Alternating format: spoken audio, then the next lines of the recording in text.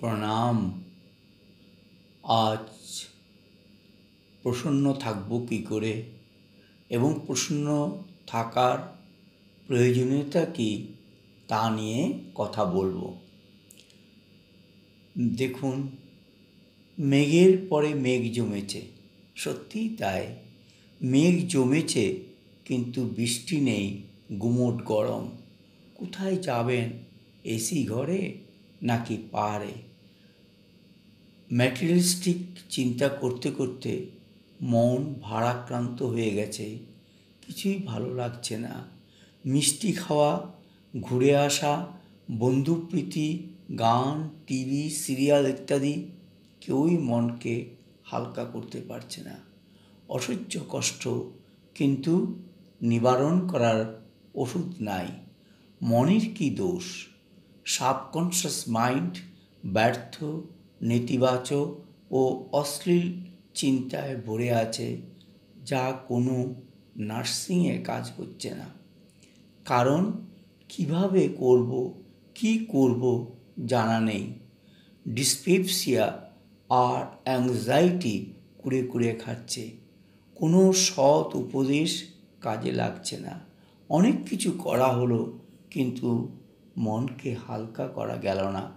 আমরা ভুলে গেছি যা কিছু হচ্ছে সবই আমার সৃষ্টি, আর আমাকেই তার মূল উৎপাটন করতে হবে। মানসিক শক্তি হারিয়ে গেছে, তাই একাগ্র করা যাচ্ছে না মনকে। সমাধানও আসছে না, কি করা দরকার? কালিদাসের মেঘদূতমের মতো মেঘই বার্তা দিচ্ছে।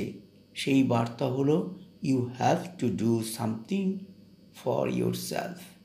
কিন্তু মেঘে ঢাকা মন সেই বার্তা শুনতে পায় না, তাই ধীরে ধীরে অবসাদের দিকে এগিয়ে যায়। কেন এমন হচ্ছে বেশিরভাগ ক্ষেত্রে?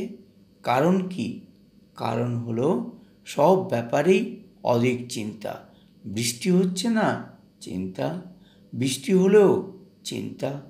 খিদে পাচ্ছে না, চিন্তা। আবার খিদে পাচ্ছে বেশি বেশি, তাই চিন্তা। এমন অনেক চিন্তা, সঙ্গে সন্দেহ, ঈর্ষা, হিংসা বা ঘৃণা থেকেও চিন্তা আসতে থাকে।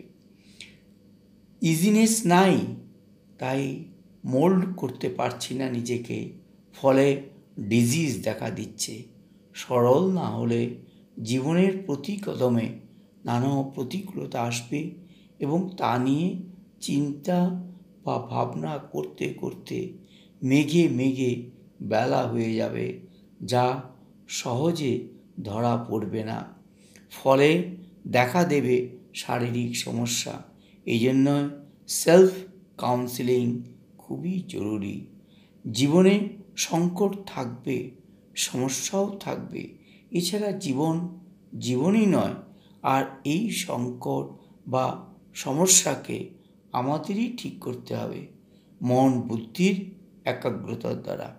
কারণ আমি জানি সমস্যার উৎপত্তিস্থল কোথায়, বা হিস্টোরি অব দি ফ্যাক্টসটা আমার জানা, অন্যদের জানার কথা নয়।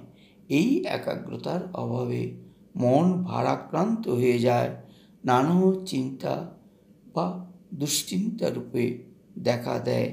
দুশ্চিন্তা করলেই যদি সব সংকট বা সমস্যা শেষ হয়ে যেত, তাহলে তো কথাই নেই।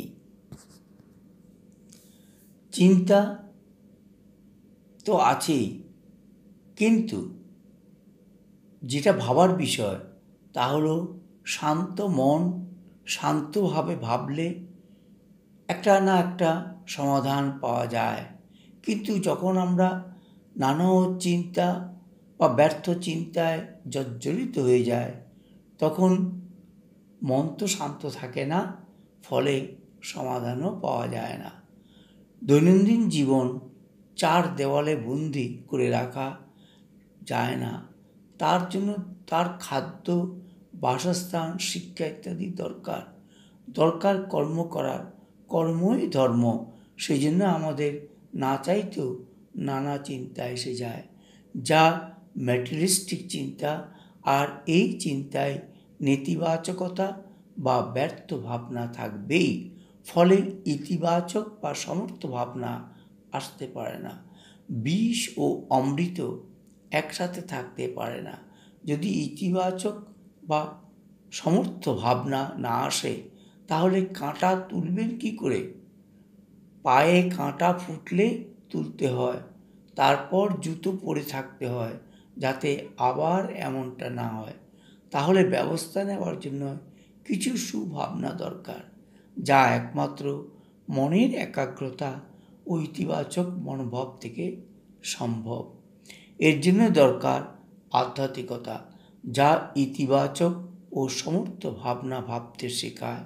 আর মনকে একাগ্র করার জন্য সহজ রাজযোগ ধ্যান দরকার। যোগা হলো শরীরকে সুস্থ রাখার ব্যবস্থা, আর রাজযোগ হলো মনকে সুস্থ রাখার ব্যবস্থা। দুটোই দরকার, কোনোটাই কোনো একটার পরিপূরক নয়। এই আধ্যাত্মিক জ্ঞান ও রাজযোগ স্বয়ং নিরাকার পরম পিতা পরমাত্মা শিব বাবা শিখিয়ে থাকেন। যেহেতু ঈশ্বরের দান বা শক্তি এই জ্ঞান ও যোগ, সেহেতু এর সফলতা 100% প্রাপ্ত হয়ে থাকে। মানুষকে শেখান, কিছু শেখা হয়, কিছু বাস্তবে কাজে লাগানো হয়, কিছু ইগনোর করা হয়, তাই সম্পূর্ণ সফলতা আসে না। ঈশ্বর যখন শেখান, তখন তার মধ্যে নিঃস্বার্থ ভাব থাকে, স্নেহ থাকে, শক্তি থাকে, আর শুদ্ধ ভাবনা থাকে, তাই সফল হয়ে থাকে। ঈশ্বর প্রেমের সাগর, জ্ঞানের সাগর, পরম পবিত্র, সর্বশক্তিমান। তাই তার শিক্ষা সহজে ধারণ হয় ও প্রয়োগে এনে সফলতা পাওয়ার পর আনন্দে মন নাচতে থাকে, বুদ্ধি রিফাইন হয়ে যায়, সব সমস্যা সমাপ্ত হয়ে যায়। জীবনে মেঘ আসবে, কিন্তু মেঘের পরে মেঘ জমবে না, শ্রাবণের ধারার মতো বর্ষাতে থাকবে। কি বর্ষাতে থাকবে? সুখ, শান্তি, খুশি ও প্রসন্নতা। আজ সাইকো স্পিরিচুয়াল কাউন্সিলিং অ্যান্ড থেরাপির 23তম পর্বে এখানেই সমাপ্তি। ধন্যবাদ।